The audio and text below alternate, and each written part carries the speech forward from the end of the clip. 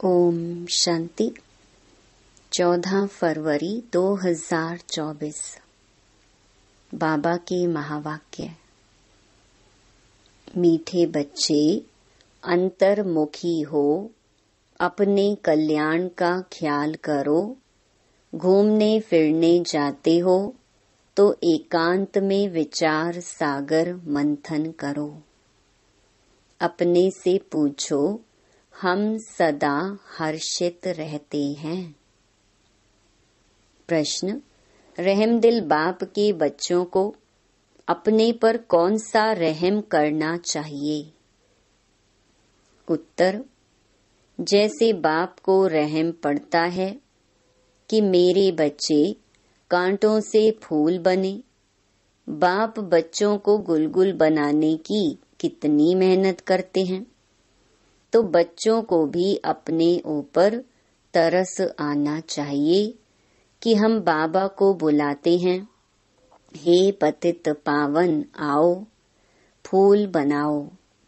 अब वह आए हैं तो क्या हम फूल नहीं बनेंगे? रहम पड़े तो देही अभिमानी रहें। बाप जो सुनाते हैं उसको धारण करें। ओम शांति। यह तो बच्चे समझते हैं, यह बाप भी है, टीचर भी है, सतगुरु भी है। तो बाप बच्चों से पूछते हैं कि तुम यहाँ जब आते हो तो इन लक्ष्मी नारायण के और सीढ़ी के चित्र को देखते हो। जब दोनों को देखा जाता है तो एम ऑब्जेक्ट और सारा चक्कर बुद्धि में आ जाता है कि हम देवता बनकर फिर ऐसे सीढ़ी उतरते आए हैं। यह ज्ञान तुम बच्चों को ही मिलता है। तुम हो स्टूडेंट, एम ऑब्जेक्ट सामने खड़ा है। कोई भी आए तो उनको समझाओ, यह एम ऑब्जेक्ट है। इस पढ़ाई से यह देवी देवता जाकर बनते हैं। फिर 84 जन्म की सीढ़ी उतरते हैं। फिर रिपीट करना है।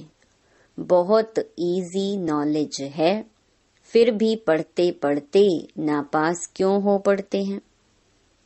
उस जिस्मानी पढ़ाई से भी यह ईश्वरीय पढ़ाई बिल्कुल सहज है।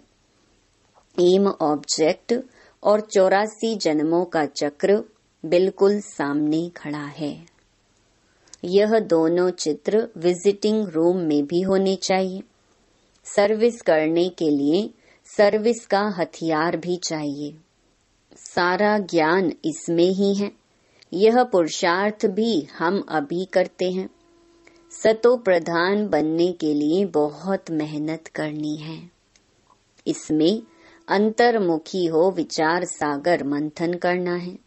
घूमने फिरने जाते हो तो भी बुद्धि में यही होना चाहिए। यह तो बाबा जानते हैं कि नंबरवार हैं। कोई अच्छी तरह समझते हैं तो जरूर पुरुषार्थ करते होंगे अपने कल्याण के लिए। हर एक स्टूडेंट समझते हैं यह अच्छा पढ़ते हैं। खुद नहीं पढ़ते हैं तो अपने को ही घाटा डालते हैं। अपने को तो कुछ लायक बनाना चाहिए। तुम भी स्टूडेंट हो, सो भी बेहद बाप की। यह ब्रह्मा भी पढ़ते हैं। यह लक्ष्मी नारायण है मर्तबा, और सीढ़ी है 84 जन्मों के चक्कर की। यह पहले नंबर का जन्म, यह लास्ट नंबर का जन्म। तुम देवता बनते हो। अंदर आने से ही सामने एम ऑब्जेक्ट और सीढ़ी पर समझाओ। रोज आकर इनके सामने बैठो तो स्मृति आए। तुम्हारी बुद्धि में है कि बेहद का बाप हमको समझा रहे हैं। सारे चक्र का ज्ञान तुम्हारी बुद्धि में भरपूर है तो कितना हर्षित रहना चाहिए। अपने से पूछना चाहिए कि हमारी वह अवस्था क्यों नहीं रहती? क्या कारण है जो हर्षित रहने में रोला पड़ता है? जो चित्र बनाते हैं उन्हों की बुद्धि में भी होगा कि यह हमारा भविष्य पद है, यह हमारी एम ऑब्जेक्ट है और यह चक्र 84 का है। गायन भी है सहज राजयोग। सो तो बाबा रोज समझाते रहते हैं कि तुम बेहद बाप के बच्चे हो तो स्वर्ग का वर्षा जरूर लेना चाहिए। और सारे चक्र का भी राज समझाया है, तो जरूर वह याद करना पड़े। और फिर बातचीत करने के मैनर्स भी अच्छे चाहिए, चलन बहुत अच्छी चाहिए। चलते फिरते काम काज करते बुद्धि में सिर्फ यही याद रहे कि हम बाप के पास पढ़ने के लिए आए हैं। यह ज्ञान ही तुमको साथ ले जाना है। पढ़ाई तो सहज है, परंतु अगर पूरी रीति नहीं पढ़ेंगे तो टीचर को जरूर यह ख्याल रहेगा कि अगर क्लास में बहुत डल बच्चे होंगे तो हमारा नाम बदनाम होगा, इजाफा नहीं मिलेगा, गवर्नमेंट कुछ नहीं देगी। यह भी स्कूल है ना, इसमें इजाफा आदि की बात नहीं, फिर भी पुरुषार्थ तो कराया जाता है ना। चलन को सुधारो, दैवी गुण धारण करो, कैरेक्टर अच्छे चाहिए। बाप तो तुम्हारे कल्याण के लिए आए हैं, परंतु बाप की श्रीमत पर चल नहीं सकते। श्रीमत कहे यहाँ जाओ तो जाएंगे नहीं, कहेंगे यहाँ गर्मी है, यहाँ ठंडी है। बाप को पहचानते नहीं कि कौन हमको कहते हैं। यह साधारण रथ ही बुद्धि में आता है, वह बाप बुद्धि में आता ही नहीं है।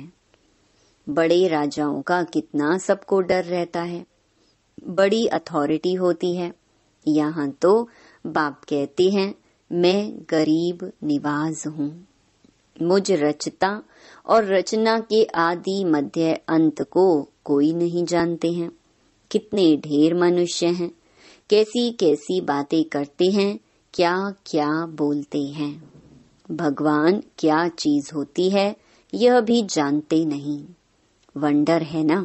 बाप कहते हैं मैं साधारण तन में आकर अपना और रचना के आदि मध्य अंत का परिचय देता हूँ। 84 की यह सीढ़ी कितनी क्लियर है। बाप कहते हैं मैंने तुमको यह बनाया था, अब फिर बना रहा हूँ। तुम पारस बुद्धि थे, फिर तुमको पत्थर बुद्धि किसने बनाया। आधा कल्प रावण राज्य में तुम गिरते ही आते हो, अब तुमको तमो प्रधान से सतो प्रधान जरूर बनना है। विवेक भी कहता है बाप है ही सत्य, वह जरूर सत्य ही बताएंगे। यह ब्रह्मा भी पढ़ते हैं, तुम भी पढ़ते हो। यह कहते हैं मैं भी स्टूडेंट हूँ, पढ़ाई पर अटेंशन देता हूँ। एक्यूरेट कर्मातीत अवस्था तो अभी बनी नहीं है। ऐसा कौन होगा जो इतना ऊंच पद पाने के लिए पढ़ाई पर ध्यान नहीं देगा। सब कहेंगे ऐसा पद तो जरूर पाना चाहिए। बाप के हम बच्चे हैं तो जरूर मालिक होने चाहिए। बाकी पढ़ाई में उतराई चढ़ाई तो होती ही है। अब तुमको एकदम ज्ञान का तंत सार मिला है। शुरू में तो पुराना ही ज्ञान था, धीरे धीरे तुम समझते ही आए हो। अभी समझते हैं ज्ञान तो सचमुच अभी हमको मिलता है। बाप भी कहते हैं आज मैं तुमको गुह्य गुह्य बातें सुनाता हूँ। फट से तो कोई जीवन मुक्ति पा नहीं सकता, सारा ज्ञान उठा नहीं सकता।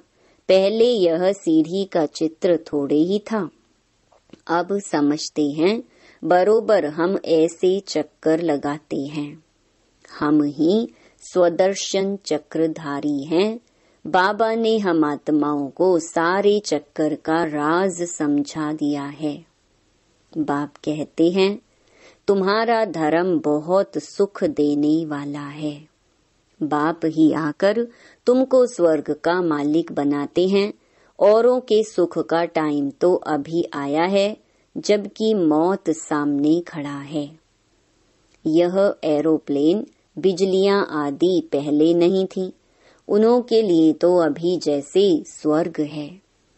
कितने बड़े बड़े महल बनाते हैं, समझते हैं अभी तो हमको बहुत सुख है। लंदन में कितना जल्दी पहुंच जाते हैं, बस यही स्वर्ग समझते हैं। अब उन्हों को जब कोई समझाए कि स्वर्ग तो सतयुग को कहा जाता है, कलयुग को थोड़े ही स्वर्ग कहेंगे। नरक में शरीर छोड़ा तो जरूर पुनर्जन्म भी नरक में ही लेंगे। आगे तुम यह बातें नहीं समझते थे, अब समझते हो। रावण राज्य आता है तो हम गिरने लग जाते हैं, सब विकार आ जाते हैं। अभी तुमको सारा ज्ञान मिला है तो चलन आदि भी बहुत रॉयल होनी चाहिए। अभी तुम सतयुग से भी जास्ती वैल्यूबल हो। बाप जो ज्ञान का सागर है वह सारा ज्ञान अभी देते हैं, और कोई भी मनुष्य ज्ञान और भक्ति को समझ ना सके। मिक्स कर दिया है, समझते हैं शास्त्र पढ़ना यह ज्ञान है और पूजा करना भक्ति है। तो अब बाप गुलगुल बनाने के लिए कितनी मेहनत करते हैं। बच्चों को भी तरस आना चाहिए कि हम बाबा को बुलाते हैं, पतितों को आकर पावन बनाओ, फूल बनाओ। अब बाप आए हैं तो अपने पर भी रहम करना चाहिए। क्या हम ऐसे फूल नहीं बन सकते? अब तक हम बाबा के दिल तख्त पर क्यों नहीं चढ़े हैं? अटेंशन नहीं देते। बाप कितना रहम दिल है। बाप को बुलाते ही हैं पतित दुनिया में कि आकर पावन बनाओ। तो जैसे बाप को रहम पड़ता है ऐसे बच्चों को भी रहम पड़ना चाहिए, नहीं तो सतगुरु के निंदक ठौर न पाए। यह तो किसको स्वप्न में भी नहीं होगा कि सतगुरु कौन। लोग गुरुओं के लिए समझ लेते हैं कि कहाँ श्राप ना दे देवे, अकृपा ना हो जाए। बच्चा पैदा हुआ, समझेंगे गुरु की कृपा हुई। यह है अल्पकाल के सुख की बात। बाप कहते हैं बच्चे अपने पर रहम करो। देही अभिमानी बनो तो धारणा भी होगी। सब कुछ आत्मा ही करती है, मैं भी आत्मा को पढ़ाता हूँ। अपने को आत्मा पक्का समझो और बाप को याद करो। बाप को याद ही नहीं करेंगे तो विकर्म विनाश कैसे होंगे। भक्ति मार्ग में भी याद करते हैं, हे भगवान रहम करो। बाप लिबरेटर भी है तो गाइड भी है, यह भी उनकी गुप्त महिमा है। बाप आकर सब बतलाते हैं कि भक्ति मार्ग में तुम याद करते हो, मैं आऊंगा तो जरूर अपने समय पर। ऐसे जब चाहूं तब आऊं यह नहीं, ड्रामा में जब नोंद है तब आता हूँ। बाकी ऐसे ख्यालात भी कभी नहीं आते हैं। तुमको पढ़ाने वाला वह बाप है, यह भी उनसे पढ़ते हैं। वह तो कभी भी कोई खता भूल नहीं करते, किसको रंज नहीं करते। बाकी सब नंबरवार टीचर हैं। वह सच्चा बाप तुमको सत्य ही सिखलाते हैं।